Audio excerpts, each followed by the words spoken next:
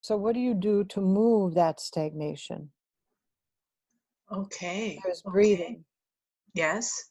And the stagnation also has a vibration. Even though it's dense, the vibrational pattern of it is very slow. The frequency pattern is very slow and dense. So when you introduce a particular sound to move through that, along with pranayama and little pranayama exercises, you can and focus, you can start moving that energy.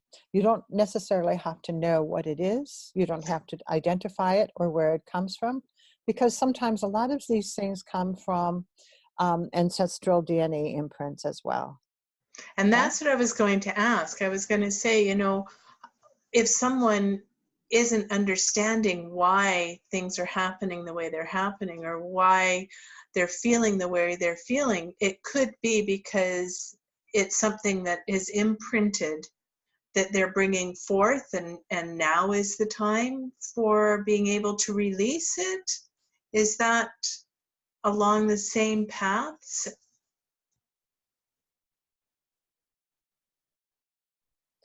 If we see ourselves as holographic beings, Yes. spiritual, emotional, energetic, psychological, mental, there's a difference between psychology and mental mind. Yes. Yes. Biochemically, everything kind of works into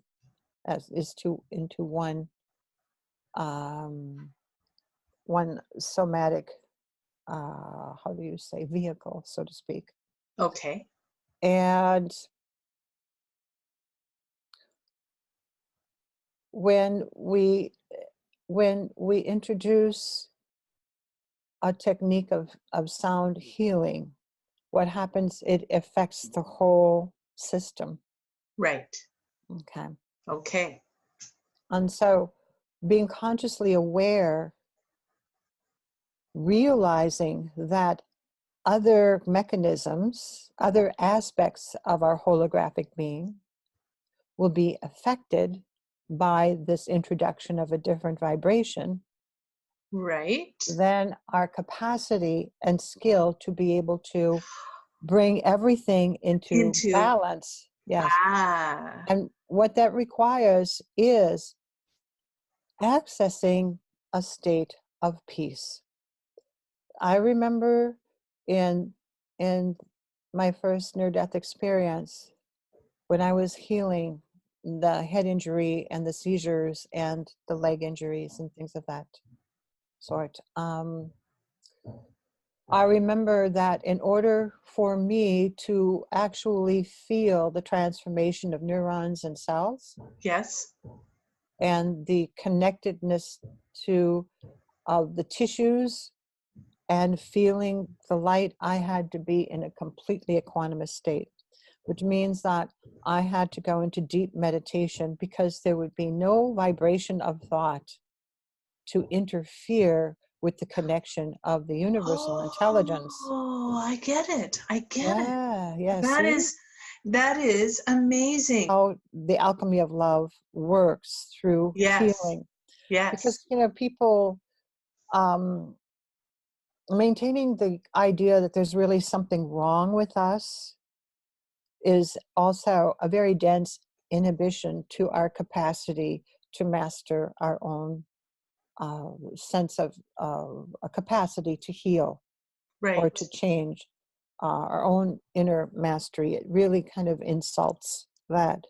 And understanding that that everything is all about universal intelligence. It's all about source, no matter how it manifests and how it was created, it can be recreated.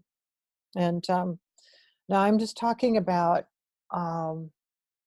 there are some very serious things that happen with people, physically, mentally, uh, that I'm not making any guarantees about anything. All I'm saying is that Everyone will this have is their own experience. And exactly, and I think what's most important is the peace.